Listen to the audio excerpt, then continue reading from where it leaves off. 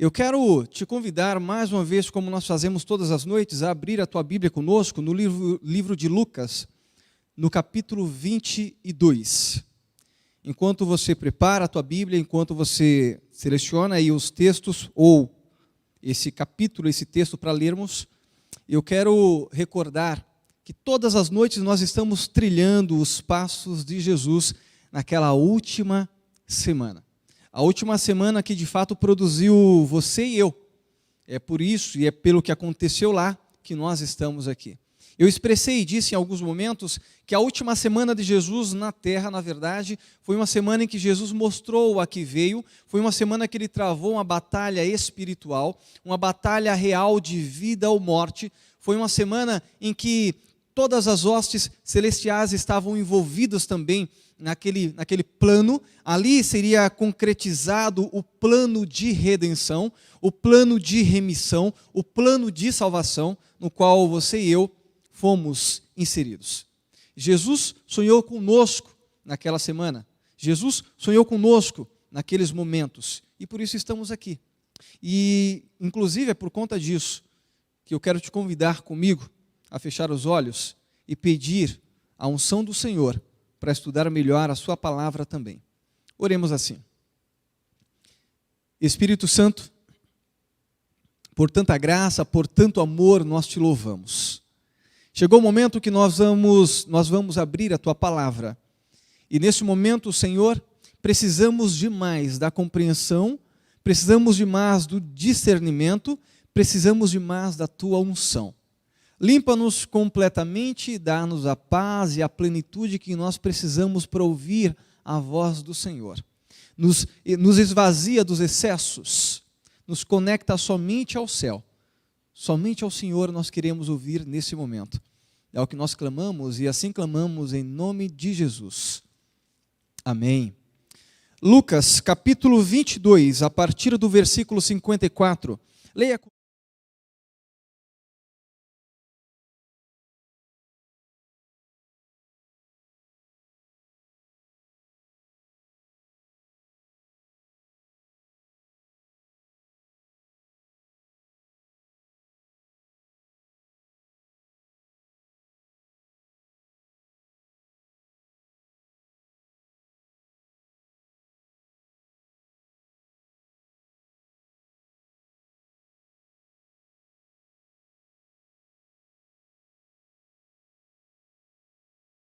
O conheço, e um pouco depois, vendo outro, também disse, tu és também deles. Mas Pedro disse, homem, não sou.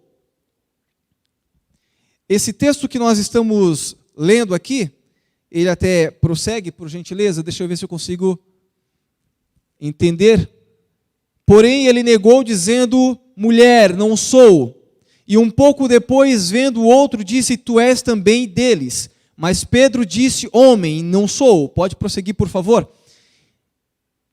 E passada quase uma hora, um outro afirmava, dizendo, também este verdadeiramente estava com ele, pois também é Galileu.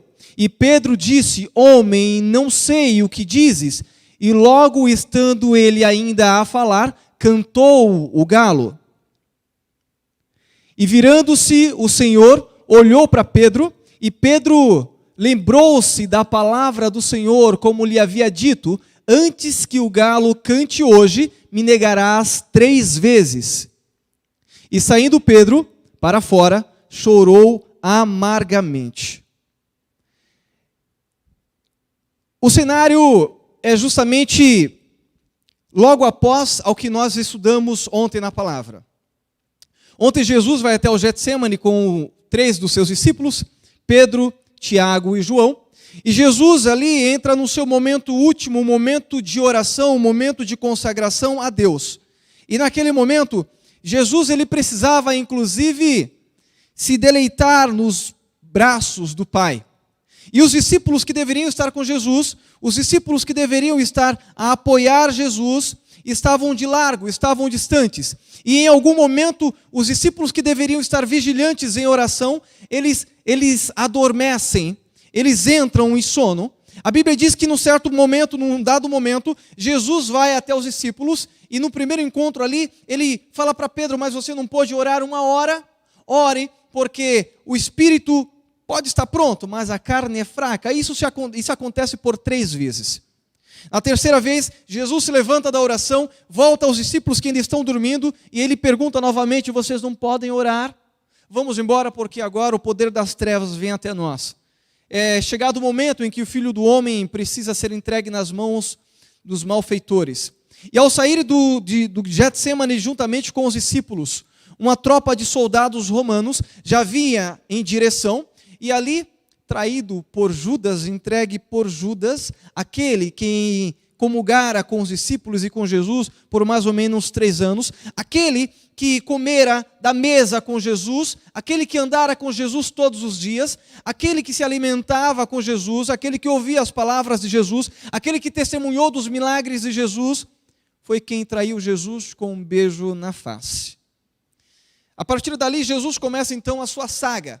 E ele é levado então primeiramente para a casa do sumo sacerdote. E a Bíblia vai dizer no texto que nós lemos em Lucas 22, que Pedro ia seguindo Jesus de longe. Não só Pedro, João também, ele seguindo Jesus, os outros discípulos todos se dispersaram. João então encontra um momento em que ele consegue entrar na sala também de julgamento ali, onde estaria Jesus no futuro. Mas eu quero focar aqui nos passos de Pedro. A Bíblia vai dizer no começo, no versículo 54 ainda, que Pedro ia seguindo Jesus de longe. E algo que a gente já pode destacar nessa reflexão aqui, porque é uma realidade que não foge muito à nossa.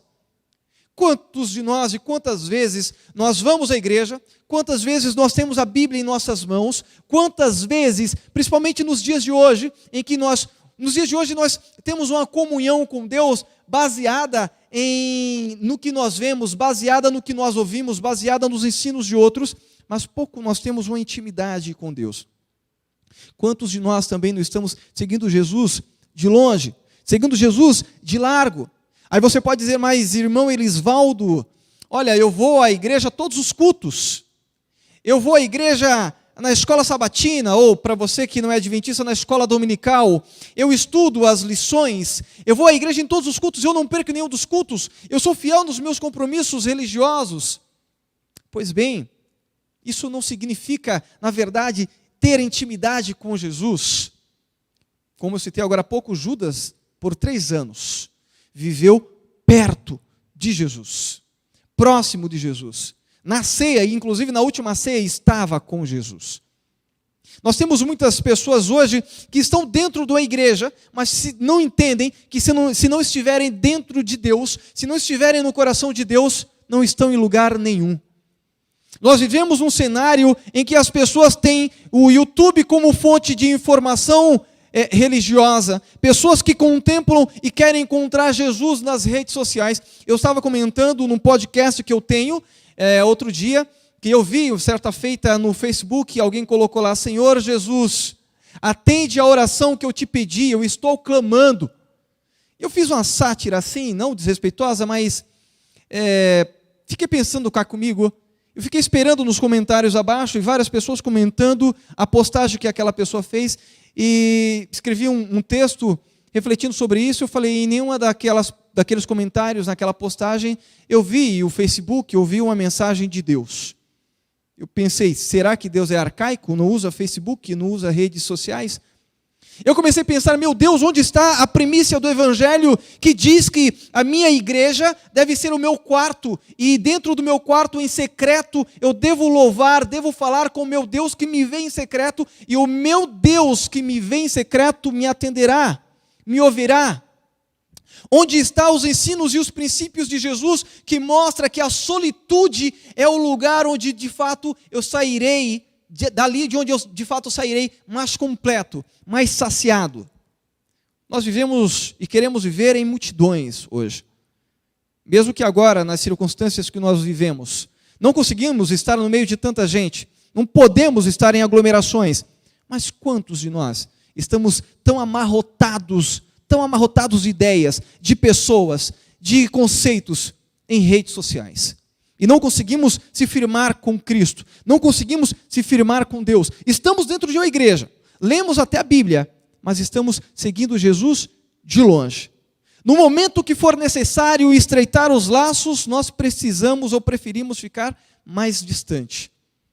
Pedro experimentou isso. Mas o texto não acaba aqui.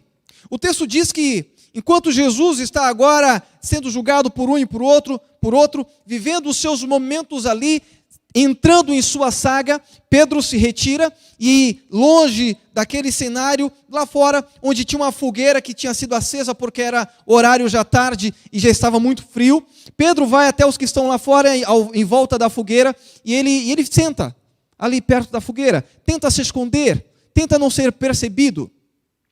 Mas uma criada, uma mulher que de longe fita Pedro, ela denuncia: você é um deles, eu te vi com eles.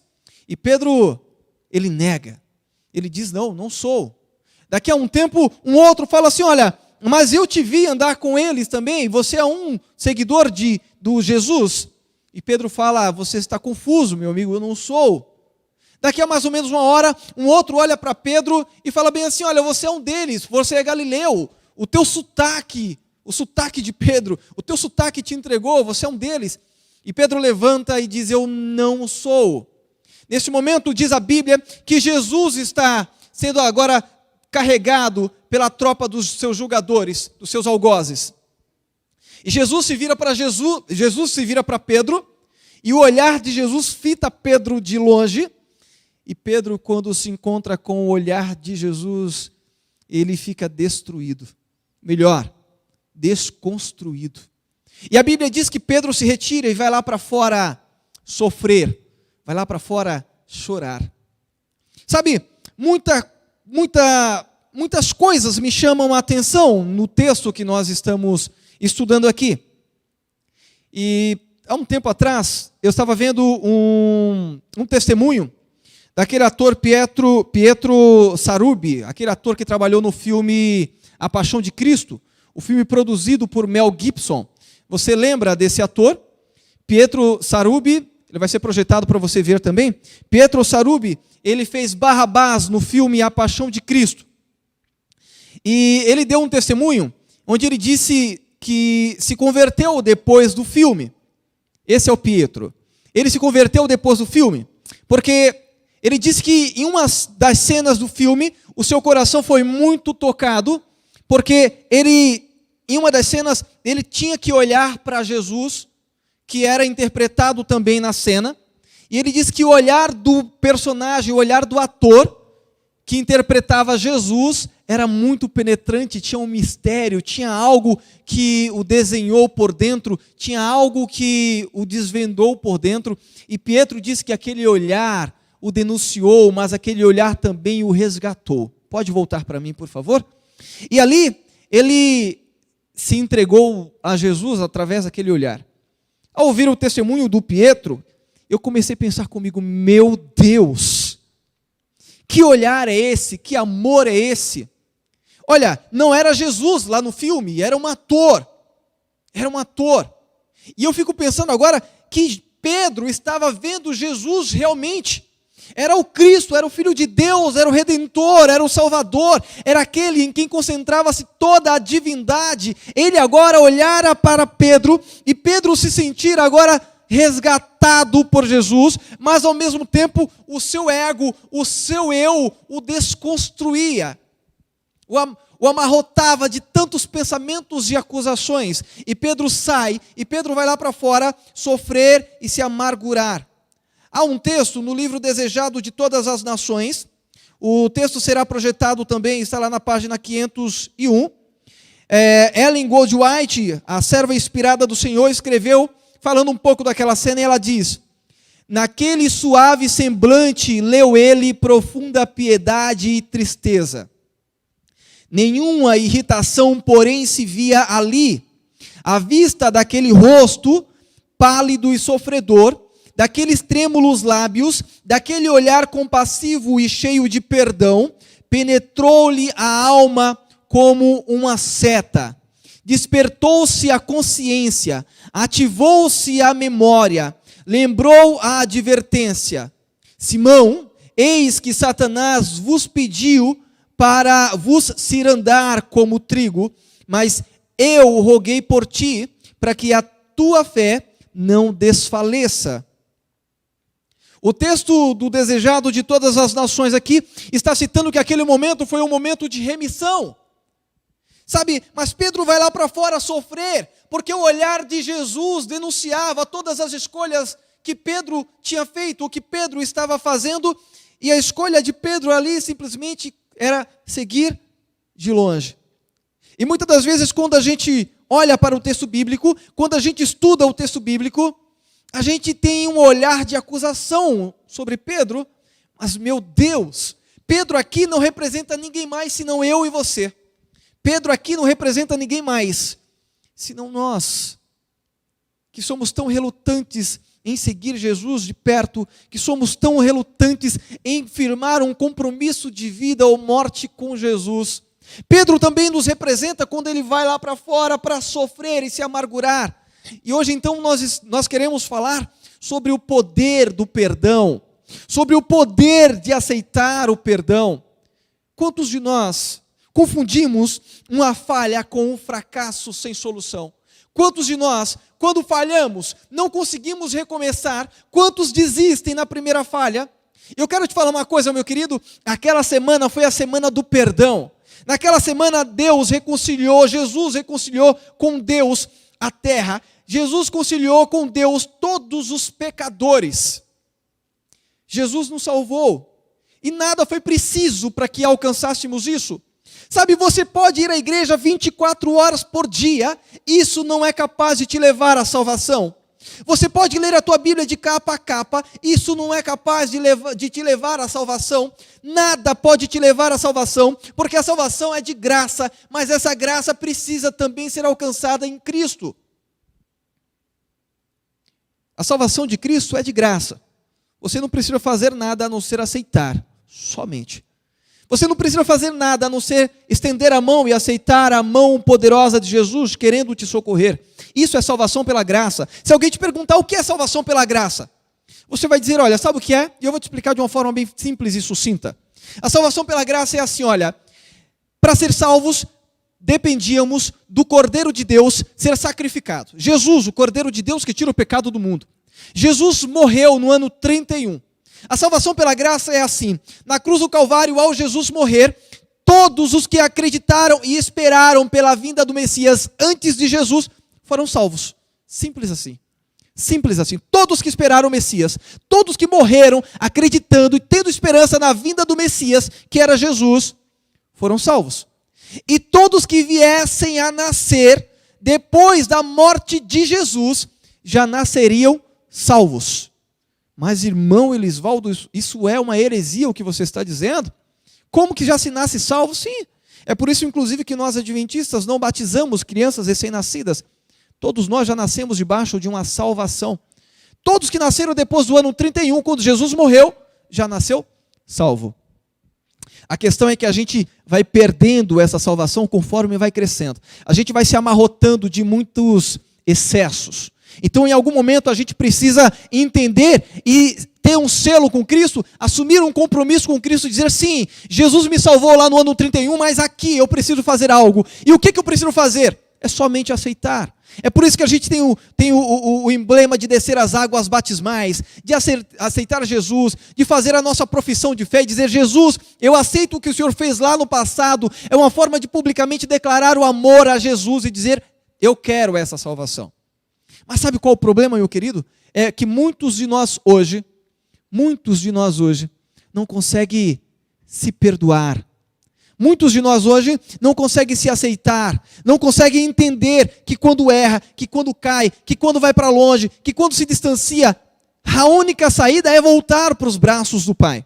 Eu contei em uma dessas noites a história do Ricardo, que trabalhou comigo há um tempo, e o Ricardo tentou suicídio, e eu não falei as razões, mas o Ricardo estava muito amarrotado de passado, muito cheio de passado, ele não conseguia se perdoar, ele não conseguia enxergar uma solução, porque o pecado faz isso conosco, o pecado põe uma venda nos nossos olhos, o pecado não nos deixa enxergar no que está além, o pecado não nos deixa olhar para Cristo e se aceitar aceito, e se sentir aceito.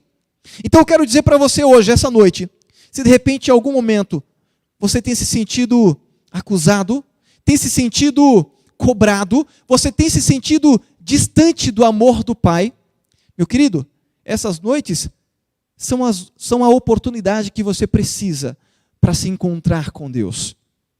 Há um texto lá no livro de Provérbios, capítulo 24, no versículo 16, diz assim: porque 7 vezes cairá o justo e se levantará. 7 vezes cairá o justo e se levantará. A Bíblia está dizendo aqui para mim que não importa você, todas as vezes que você cair, ela não está limitando 7. O número 7 aqui é número de perfeição. Mas a Bíblia está querendo ensinar para mim e para você que todas as vezes que você cair, meu querido, há uma solução. Você pode se levantar. A Bíblia vai dizer que o cair é do homem, o levantar é de Deus. Você não precisa ficar prostrado, você não precisa ficar no chão, você pode recomeçar. Será que essa noite eu estou falando para alguém que tem enfrentado batalhas espirituais íntimas? Será que essa noite eu estou falando para alguém que em público sorri, que em público denota felicidade, mas quando deita a cabeça no travesseiro se sente distante de Deus? Será que essa noite estou falando para alguém que se sente incomodado, se sente longe demais do plano remidor do Salvador? O meu convite para você essa noite, meu querido, há uma esperança, há uma solução em Cristo. No meu livro 40 Dias para Mudar Tudo, inclusive eu quero destacar aqui, algumas pessoas me procuraram no privado perguntando pelo livro, e como na capa do anúncio do YouTube está lá, mostrando a capa dos livros, eu quero fazer um adendo aqui. O primeiro livro, A Teoria do Começo, ele está passando por uma revisão, porque ele precisa ter algumas alterações ali e atualizações em alguns termos. A Teoria do Começo. Então ainda não está disponível. E o segundo livro, 40 Dias para Mudar Tudo, onde lá eu aplico filosofia autotransformação, ele também não está pronto. Em breve ele sairá, em breve eu consigo receber das editoras e a gente anuncia por aqui, tá bom? Mas já vou começar a fazer spoiler de algumas coisas. Lá no livro 40 Dias para Mudar Tudo, tem um texto, tem um ponto lá, onde eu falo sobre a ciência do perdão e a importância neurológica de experimentar o perdão. Eu uso inclusive alguns arquivos, alguns documentários do neurocientista argentino Hernando Manis, onde ele escreve no livro Cérebro. No livro Cérebro ele fala sobre a importância do perdão e da oração também, pela luz da neurociência. Então, usando alguns termos ali, eu criei uma máxima onde eu digo que não cabe futuro num coração cheio de passado. Sabe, para quem vive amarrotado de passado, para quem vive amarrotado das histórias que aconteceram, para quem vive amarrotado de cicatrizes que ainda não foram saradas, não foram abandonadas, para quem vive cheio de passado, não tem futuro, não tem projeção. Em outros lugares eu costumo dizer que enquanto eu não deixar o passado para trás, eu não permitirei que a vida me empurre para frente. Sabe, o processo natural é de avançar. O processo natural, isso inclusive biologicamente, você cai, você levanta, você nasce, você cresce. Todo ser que tem vida, ele se desenvolve. Até uma planta ela deve crescer. Eu li em uma dessas noites um texto que está lá no livro de Jó, no capítulo 14, no versículo 7, onde Jó diz: há esperança para a árvore, porque mesmo que seja cortado no seu tronco, se a sua raiz ainda estiver na terra, mesmo que se apodreça a raiz, ao cheiro das águas, ela brotará novamente, ela renovará suas folhas. Se você observar uma planta, por mais que você lhe arranque galhos, por mais que você lhe arranque folhas, por mais que você lhe fira o caule, por mais que você decepe a casca, ela continua em crescimento em direção à luz. A luz tem uma força tremenda para puxar o crescimento. Sabe, é orgânico, é natural que você prossiga, que você continue. Só estaciona, só atrofia, só para, só não avança quem não consegue dar uma chance para Deus perdoá-lo. Só não avança quem não consegue dar uma chance. E aqui eu quero te contar uma história.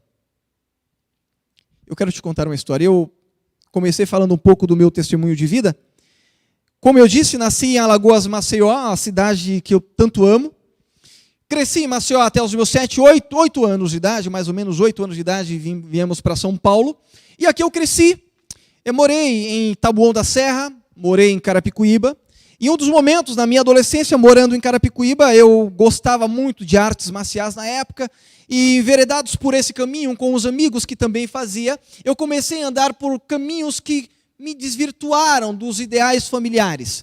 Como eu disse em uma das noites aqui, a minha família não tinha uma base cristã genuína. A minha família era religiosa, pragmática, mas ela tinha muitas crenças em religiões que nasceram de conceitos místicos africanos. Nós acreditávamos muito em obras de simpatias, feitiçarias e coisas do tipo. E a nossa família, ela vivia perturbada. E desde a minha infância, então, eu tinha um apego religioso. Em um momento, alguém da minha família dizia: você vai crescer e vai ser um pai de santo, e eu acreditava nisso. Em outro momento, a minha avó colocava na minha cabeça o sonho de, quem sabe, um dia eu ser padre, e eu acreditava nisso. E eu desejava demais. Por onde eu andava, eu encontrava figuras, santos, imagens. E na minha casa, eu lembro que já criança, eu tinha um oratório. Aos 7, 8 anos de idade, eu ia com a minha irmã para fazer o catecismo na igreja católica, sozinhos, 7 horas da manhã de todos os domingos, lá em Maceió. Crescemos com um desejo muito grande de busca espiritual. Mas quando nós viemos para São Paulo, nós fugimos, nós nos desvirtuamos desses conceitos. A família não tinha nenhuma base religiosa. Em algum momento me enveredei por caminhos que me levaram a sofrer muito. Os meus pais até hoje não sabem, ao todo, os caminhos por onde eu andei. Não sabem ao todo os caminhos por onde eu passei. O que eles sabem é muito pouco, mas o necessário para que eles sofressem ao ver que eu estava indo por caminhos de perdição. Eu me envolvi com uma gangue em Carapicuíba. Na época haviam muitas gangues em Carapicuíba, isso já em 98, final de 98. E em Carapicuíba eu me tornei líder de uma gangue que servia, essa gangue, ela entregava algumas drogas e armas para outras gangues. Ela seguia ordens de uma gangue que mandava em toda a região. E nós entregávamos o que era preciso ali para Roxidale, em Osasco, para Barueri, para algumas regiões. O fato é que já levei muitos tiros, tive arma na boca por muitas vezes, meus pais não sabem de todos os detalhes disso. Passei madrugadas fazendo coisas que quem me conhece jamais consegue imaginar. Mas a cena que mais marca na minha vida, na minha mente até hoje, foi uma cena em que uma das noites, enquanto tinha um showmício, na época Erudina, o Pita, prefeito de São Paulo, concorrendo, teve um showmício em Carapicuíba, na Vila Dirce. Eu fui a esse showmício e lá eu encontrei um líder de uma outra gangue, de uma gangue rival à minha. Na época, o meu apelido era Atentado, ou Pé na Cova. Eu lembro que na época tinha algumas regiões de Carapicuíba que eu não podia adentrar, que eu não podia ir. Jardim Tonato, por exemplo, Vila Menque, algumas regiões eu não podia ir porque eu era procurado e jurado de morte. Então eu tinha salvaguarda se eu estivesse no meu território, no território que a minha gangue compunha. Meus pais não sabiam de tudo isso, mas eles sofriam, porque eu tinha problemas na escola. Quantas vezes minha mãe tinha que ir na escola me tirar de lá porque eu estava preso na sala, porque a escola inteira tinha sido invadida por gangues que estavam querendo entrar para me matar. Quantas vezes a minha professora, Denise, ela me colocava pelo fundo da escola onde tinha um buraco na parede e eu tinha que sair dali fugido porque eles queriam me matar na sala de aula. Quantas vezes eu passei por isso? E uma das noites, nesse showmício, então, em 98, eu fui para o showmício e lá encontrei esse meu inimigo, esse meu arqui-inimigo de uma outra gangue, de uma gangue rival. E nós entramos numa briga, e nessa briga ele caiu e bateu a cabeça no meio-fio, rachou o crânio, e foi socorrido pelos primeiros socorros ali. E eu corri diretamente para minha casa porque eu sabia que ou eu ia ser pego pela rota que ainda estava nas ruas, no final de 98 eu ainda estava no finalzinho tendo rotas nas ruas, ou o restante da gangue iria me matar. Só que eu não pensei, o desespero foi tão grande que nesse momento você só corre para o pai e a mãe. E eu vou para minha casa, mas na minha casa perturbada, eu não conto nada para os meus pais, eu fico ali tentando me segurar e com medo, falei, meu Deus, eles vão vir na minha casa, eles virão na minha casa e minha família inteira está em risco. Dado alguns minutos, alguém chama no portão, eu não saio, e daqui a pouco a minha irmã, ela grita, Val, tem alguém te chamando? E quando ela vai atender, em seguida ela começa a gritar, não vem que eles vão te matar. E eu saio no portão, lá fora eles estão segurando a mão da minha irmã, e quando eu me aproximo, um deles diz, ou você sai ou nós vamos trazer ela. E eu tive que puxar a minha irmã e entrar no meio da roda, lá na rua, na frente do portão da nossa casa. Eu lembro que a minha irmã entra e vai chamar os meus pais lá atrás. Enquanto ela vai chamar os meus pais lá atrás, a gangue inteira, eles estavam todos armados, me colocam de joelho na rua, pessoas de camarote nas suas janelas assistindo a cena, eles me colocam de joelhos ali, colocam a arma na minha boca e falam, você vai morrer agora. Eu lembro que em questão de frações de segundos, eu fecho os meus olhos e eu faço uma promessa a Deus. Eu digo, Senhor, eu sei que eu fugi do meu ideal. Eu não sei o que é certo, não sei qual é a religião certa, eu não conheço a Bíblia, mas eu quero te fazer uma promessa, Senhor. Se o Senhor me livrar daqui, se o Senhor conseguir me salvar dessa situação, eu prometo que eu me entrego ao Senhor de corpo e alma, e onde eu for, eu vou ensinar outras pessoas a servir e amarem o Senhor, e viverem felizes na tua presença. Eu não sei onde, mas eu vou fazer. Isso em questões de segundo, frações de segundo. Sem que eu percebesse. Quando eu abri os olhos, não havia mais ninguém ali. Eu vi, na verdade, haviam sim, eles estavam correndo. A rota, as viaturas tinham chegado e todos eles tinham dispersados por todos os lados, fugido e subido por escadões. E eu estava ali no meio. Meu pai, minha família chega depois desesperada. Meu pai com a arma branca, tentando usar um meio para me salvar. Mas graças a Deus eu estava ali, vivo. Por muito tempo eu não entendia o porquê daquilo. Porque eu pensei, me incomodei demais com Deus, falei, meu Deus, o que impediu de que o rapaz apertasse simplesmente o gatilho antes de ir embora? O que impediu? E eu fiquei perturbado com isso. Depois ali, meus pais saíram da Vila Dirce, em Carapicuíba, fomos para o Taboão da Serra, fomos depois para o centro, e depois nós fomos para Maceió, Alagoas, voltamos para Alagoas. Antes de voltar para Alagoas, em uma das noites, eu acordei com a cobrança muito grande, um sonho, e no sonho eu era cobrado por Deus para cumprir o que eu prometi.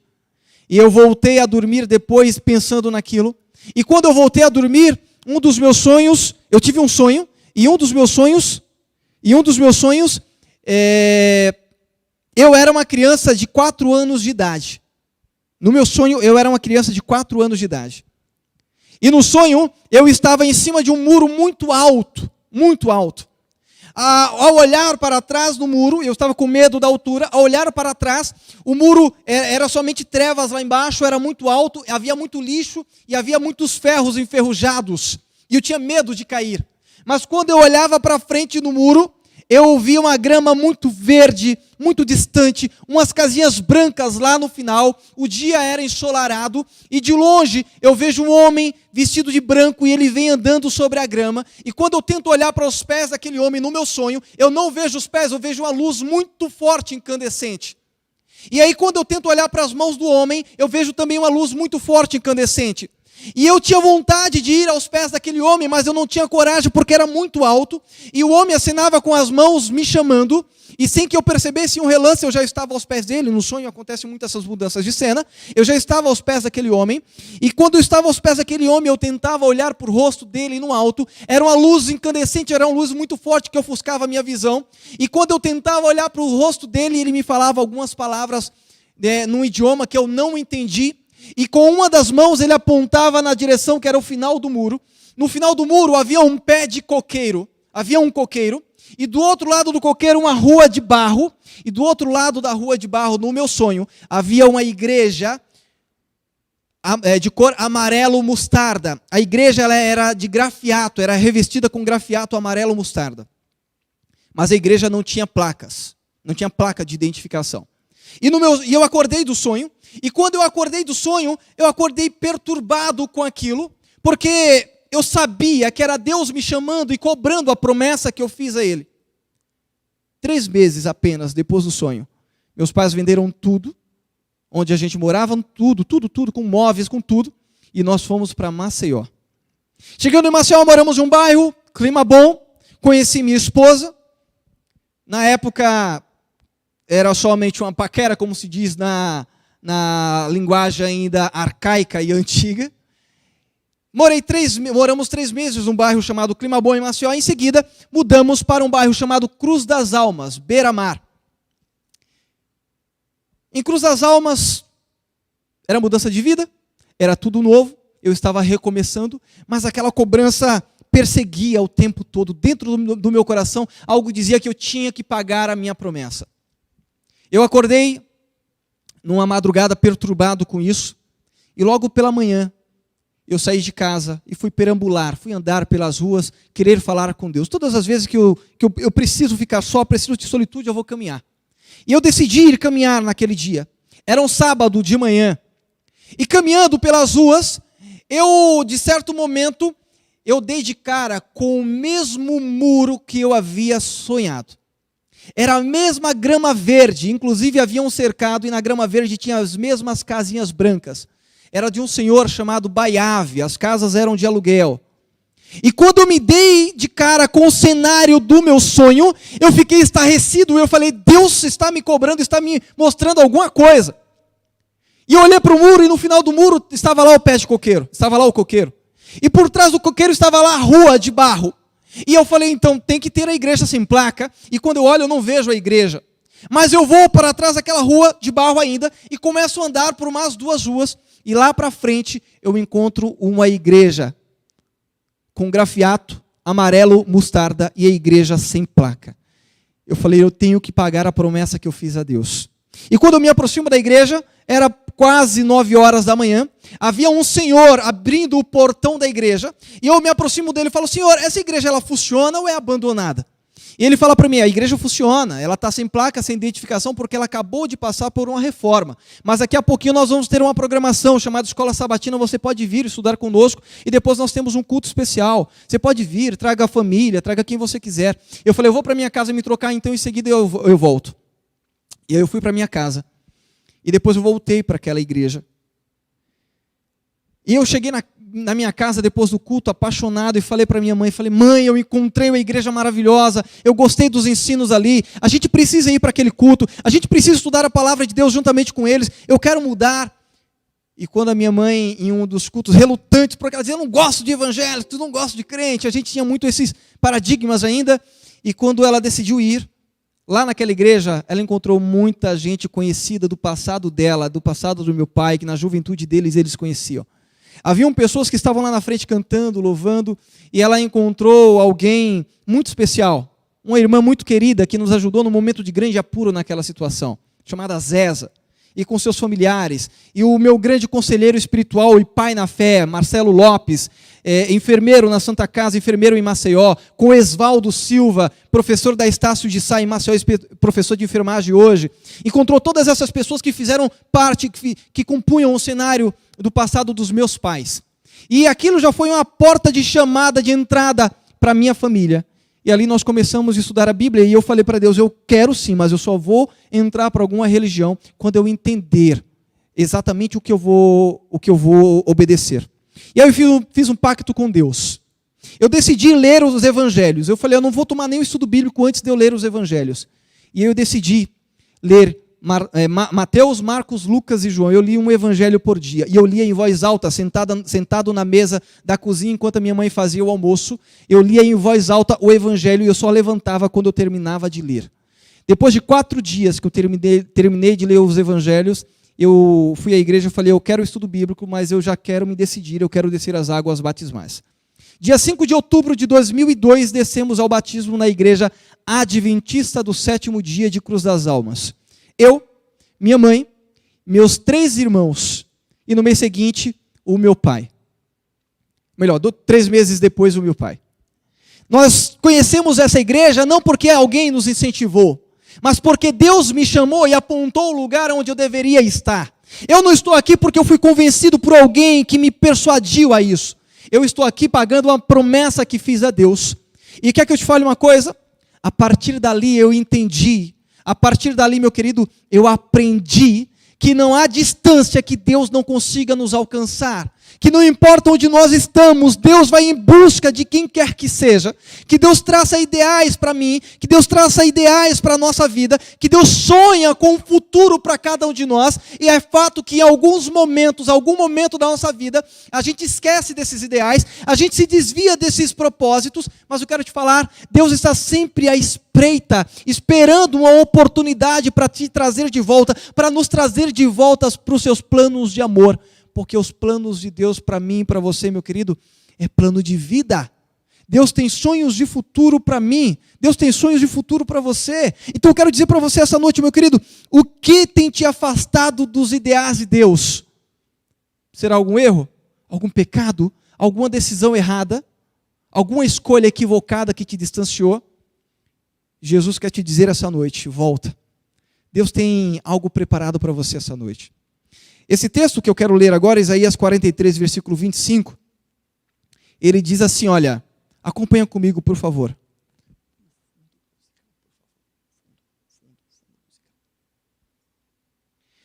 O texto diz, eu mesmo sou aquele que apaga as tuas transgressões por amor de mim, e dos teus pecados não me lembro. Eu mesmo sou aquele que apaga os teus pecados, sou aquele que apaga as tuas transgressões, e dos teus pecados não me lembro. Deus tem grandes planos para mim e para você. Olha aqui para mim, meu querido. Olha aqui para mim. É justamente com você que eu quero falar.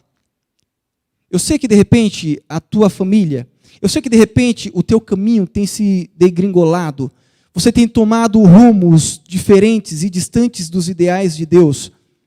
Mas sabe, o meu convite para você hoje é a oportunidade de voltar para a casa do Pai. Eu não sei por onde você já passou. Eu não sei o caminho que você tomou.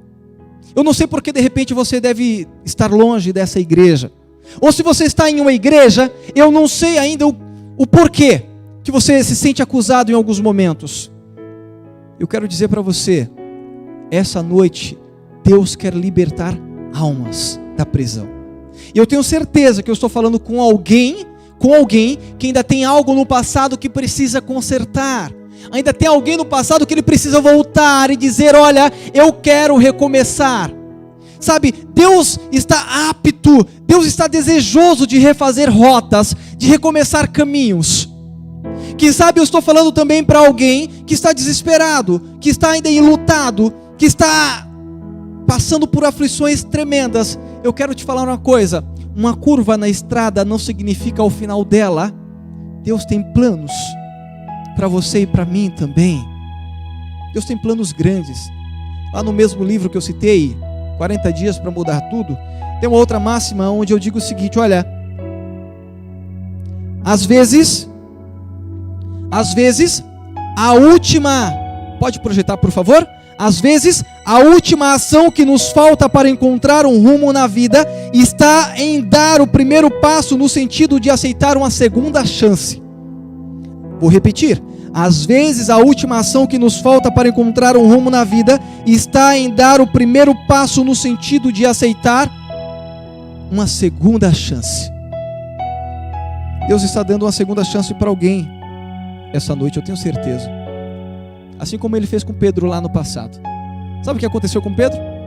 Pedro ficou amargurado, ele se distanciou e foi sofrer lá fora. E sabe, Jesus passou por toda a saga que deveria passar. Foi até o Gólgota, foi até o Calvário, foi julgado, foi condenado, morreu. E sabe o caminho de Pedro?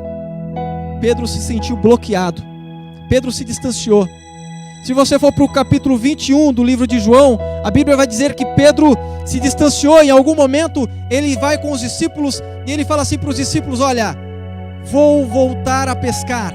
Ele desiste do seu princípio, ele desiste da sua missão, ele volta para a pesca. E sabe, quando Pedro decide voltar a pescar, os outros discípulos vão juntamente com Pedro.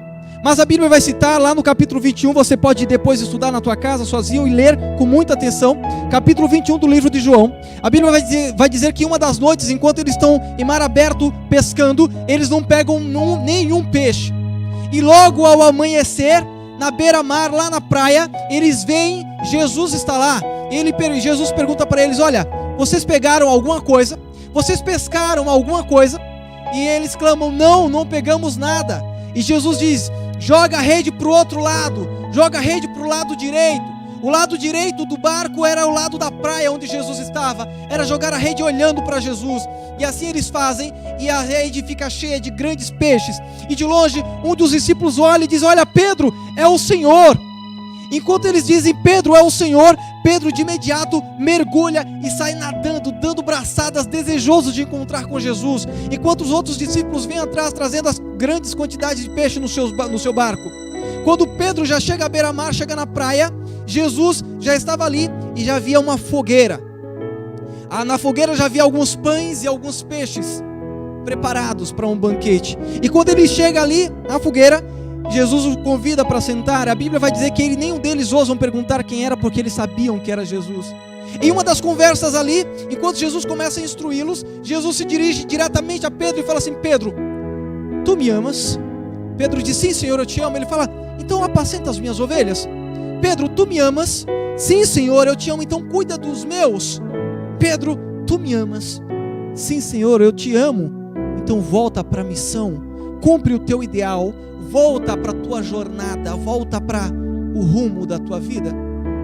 Sabe o que é mais bonito e fabuloso nessa história?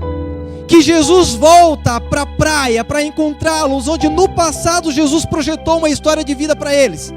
E ali na praia Jesus também acende uma fogueira, onde lá atrás Pedro havia negado Jesus em volta da fogueira.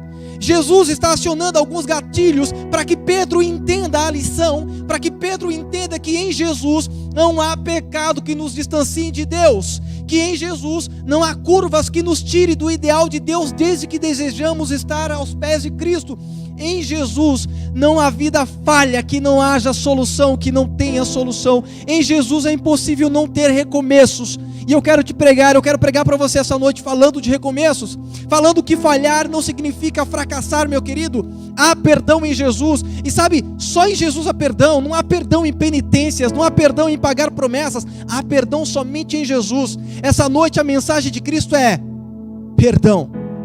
Ele só está esperando você dar uma segunda chance a Ele, de te perdoar e de te ajudar a recomeçar a tua jornada. Ele quer entrar na tua casa, mas Ele quer entrar na tua casa, quer entrar na tua vida, quer entrar na tua casa. Você é essa estrutura, você é o santuário. Lembra de Paulo, em Coríntio? Não sabeis vós que sois templo do Espírito Santo, que vós mesmos sois o santuário do Espírito Santo que habita em vós? Jesus quer entrar nessa casa e quer organizar a tua vida. Ele é o mestre que quer recomeçar a tua história. Você pode dar uma segunda chance para Jesus? Então, manda o link dessas noites aqui para alguém. Fala para alguém essa noite, olha, manda um WhatsApp para alguém logo em seguida e fala: eu estou orando por você essa semana. Essa semana é a semana de você resgatar a tua família para os pés de Cristo. E não precisa de muita coisa. Eu costumo dizer que Deus, para fazer uma grande transformação em vidas, Ele não precisa de muitos, Ele precisa só de um.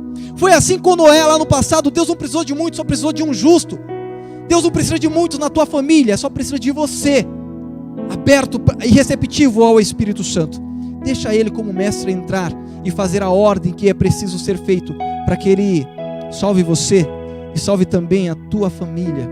E aí você venha dizer em algum momento: eu e a minha casa serviremos ao Senhor. Será que eu estou falando com uma mãe que já teve o seu filho longe dos caminhos de Deus, envolvido com drogas, com criminalidade, em cadeia, em prisão? Será que eu estou falando para alguma mãe, para algum pai, para algum irmão, para algum familiar que já chegou a pensar em desistir de alguém, porque todas as escolhas que esse jovem faz é de perdição? Eu quero te falar, eu sou prova viva de que não. Eu sou prova viva de que Deus sempre dá uma segunda chance e Ele transforma vidas. Eu estou desde 2002 pregando. Uma semana depois que eu entrei nas águas batismais, eu estava no Colégio Adventista de Maceió, passando lição de escola sabatina para jovens. E hoje estou cumprindo a minha missão aqui.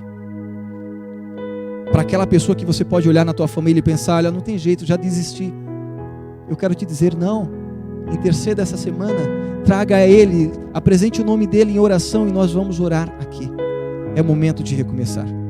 A Simone vai cantar um louvor especial lindíssimo. E o louvor da Simone é justamente pedindo para que o Mestre entre e faça em nós o concerto, este concerto de vida. Sabe, Pedro voltou para a jornada.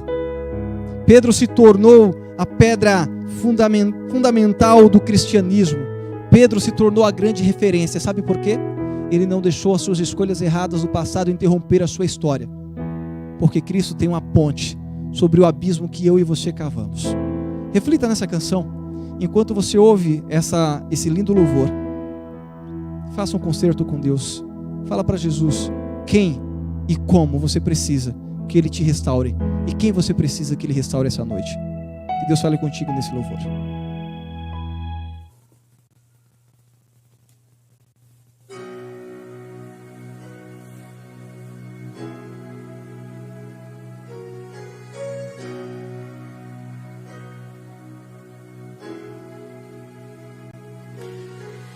Mestre, tem lugar em minha casa, se quiser.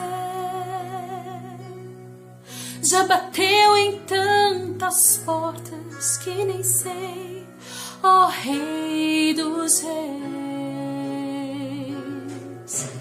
Mestre, não pensei que fosse a casa de um plebeu, ainda mais alguém humilde como eu, ó grande Rei. Já que veio, és bem-vindo em meu viver. Faça sua essa casa, ó meu Rei, e a face é santa, santa, santa, santa e santo eu serei, grandioso e santo, santo, santo, ó Deus Altíssimo habita em mim.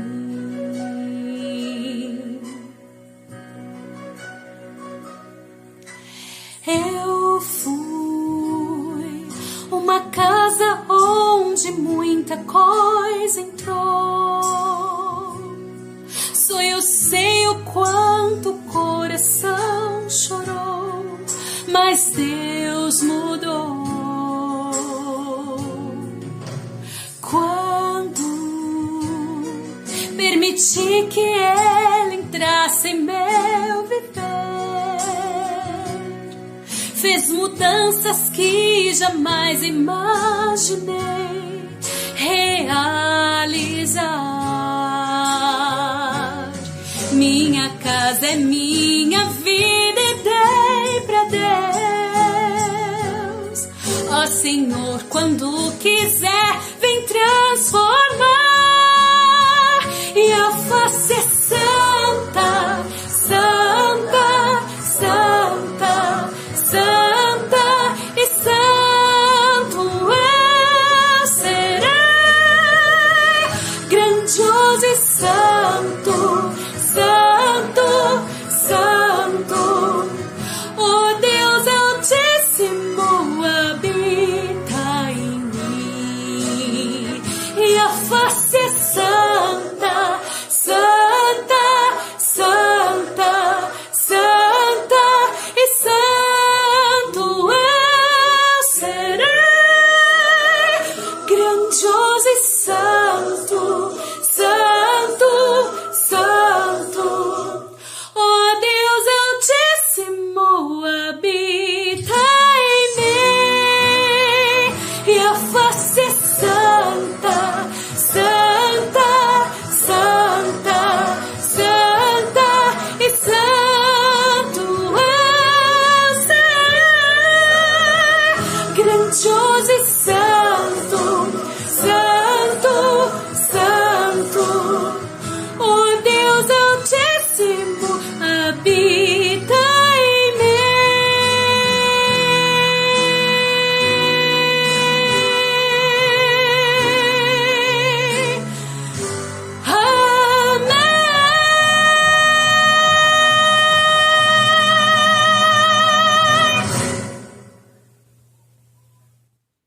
É semana de restauração. É semana de recomeços. É semana de assumir compromissos. É semana de decidir seguir Jesus de perto. De ter mais intimidade. De assumir o compromisso. E não deixar as falhas do passado atrapalhar essa jornada. É semana de decisões. Eu quero te convidar, inclusive, e te lembrar que se você tem alguém que você gostaria de ajudá-lo a ter um contato com Cristo. Nós temos um chat aqui do canal, vai ser transmitido para você. Nós temos ali o contato do WhatsApp, onde você pode entrar em contato conosco. E você que de repente deseja ter um estudo bíblico, nós temos uma equipe que vai te recepcionar, que vai te ajudar ali. Aqui também no canal você também tem o link do Zoom, onde uma equipe está pronta para conversar com você essa noite ainda. Logo assim que nós terminarmos aqui, nos procure, indique alguém, marque alguém nesses links aqui durante essas noites. Eu tenho certeza que Deus vai fazer restaurações de vidas. Deus vai fazer transformações de vidas. Deus seja louvado. Eu quero te convidar a orar comigo assim. Senhor e nosso Deus, muito obrigado porque o Senhor é o Deus dos recomeços, Deus da segunda chance, Deus das inúmeras chances. Muito obrigado porque o Senhor entra em nossas vidas e faz restaurações e faz transformações. Muito obrigado porque foi assim comigo. Muito obrigado porque pode ser assim com qualquer um. Não há distância que Deus não consiga ir, não há profundeza que Deus não consiga descer. Eu sei, Deus, que há pessoas aqui que precisa seguir o Senhor mais de perto, que precisa fazer concertos na vida, precisa se comprometer mais com o Senhor, porque somente quando a gente segue Jesus de longe é que nós enfrentamos grandes tentações de negá-lo, de traí-lo. É preciso estar mais perto do Senhor Jesus. Obrigado, Deus, por tão grande amor, porque o teu amor não desiste de nenhum de nós em momento algum. Eu quero essa noite te apresentar as famílias que aqui estão conosco, aquelas famílias enlutadas, que alguns estão sem saber como recomeçar a vida depois que perderam pessoas tão especiais. Outros ainda estão sem chão, sem saber o que fazer, porque tem alguns entubados, alguns no hospital. Outros que estão desesperados porque estão desempregados. Outros que estão lutando atrás realmente do ganha-pão para a família e não sabem o que fazer. E os prazos para pagar as suas dívidas estão chegando e eles não têm de onde tirar. Sabe, as pessoas estão, na verdade, paralisadas muitas das vezes, Senhor, sem saber o que fazer, porque estão angustiadas, porque pensam que não há saída. Mas essa noite nós declaramos em nome do Senhor Jesus, e acreditamos e confiamos nisso, haja restauração, haja recomeço. O Senhor vai dar novas diretrizes, novas rotas. O Mestre vai entrar nas casas, na casa, no lar, de quem estiver receptivo, de quem quiser recomeçar, de quem precisar de respostas, de quem precisar de milagres. Eu acredito demais que essa semana Deus está tecendo milagres para as nossas vidas. Mas o maior milagre, ó Deus, é de aceitarmos o perdão, é de consagrarmos a nossa vida novamente ao Senhor, é de recomeçarmos na Tua presença com afinco, compromisso e mais intimidade. Nos entregamos ao Senhor e pedimos, nos rebatiza para a Tua honra e para a Tua glória, porque aquela semana foi semana de perdão e hoje nós estamos aqui para celebrar o perdão gratuito que o Senhor nos estende. Obrigado por ele. Obrigado demais, Senhor. Esteja conosco, pedimos. Nos aceita. Não nos deixa desistir do Senhor em momento nenhum. Clamamos em nome do Senhor Jesus. Amém. Amém. Que Deus te abençoe.